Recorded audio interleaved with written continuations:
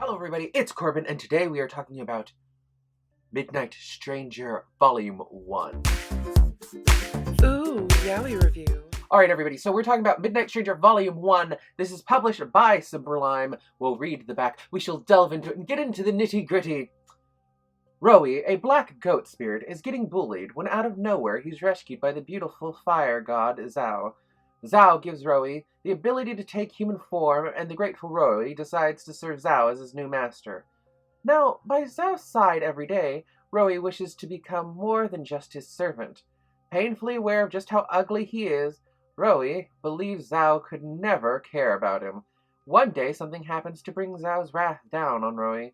What must he do to gain the fire god's favor?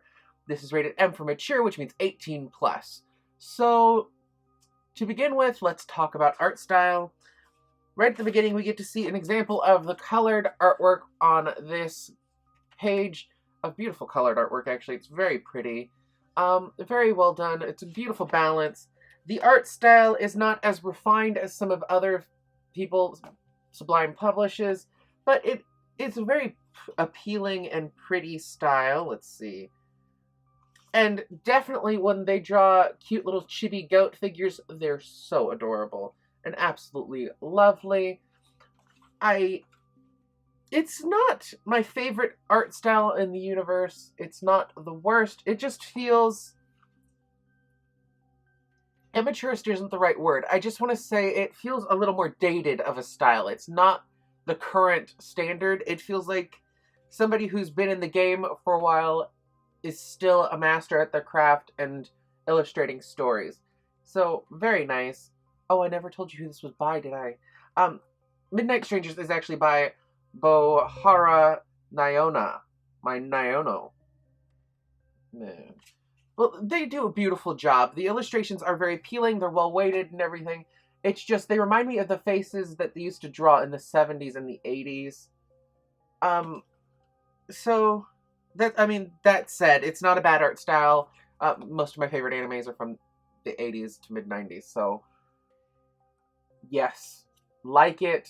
It's pretty to look at. The sex scenes are very well depicted. They are filtered in that polite kind of modest anime manga way with fluffy clouds and just the illusions of things happening, but it's very well depicted in this one. It's very, very sexual and hot and well charged. So let's talk about stories and plotline. There are two stories in this one.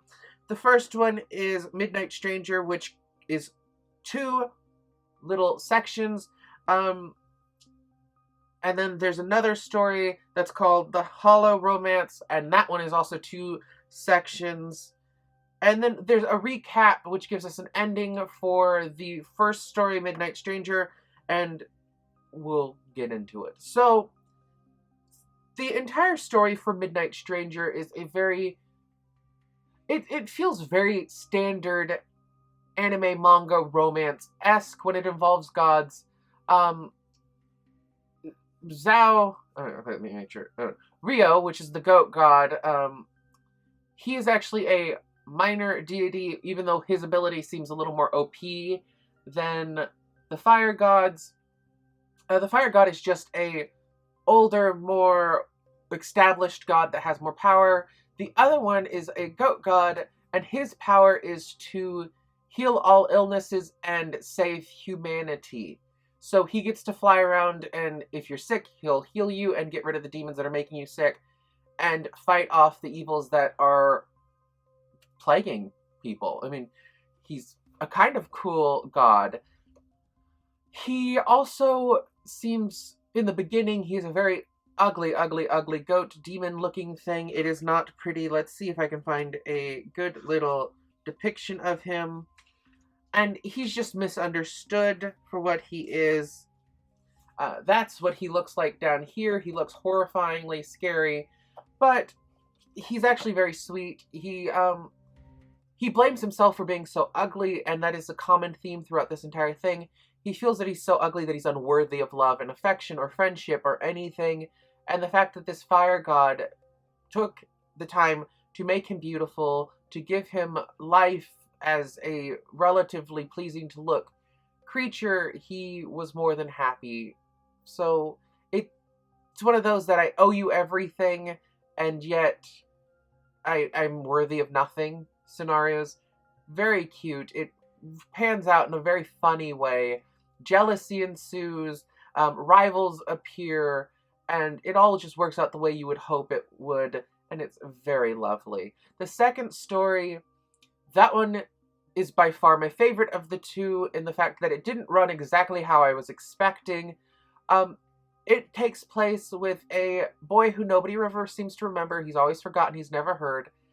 And he has an old man who is his neighbor, and a string of serial killings have been happening. Only to people who have no friends, no family, are not well known. They're all being killed and slaughtered and just vanishing. And nobody quite knows who's doing it or why. And that one is a little bit of a father-son kind of depicted romance. The old man is definitely an older man, but they do fall in love. They do love each other. It is very romantic and sweet. I thoroughly enjoyed it.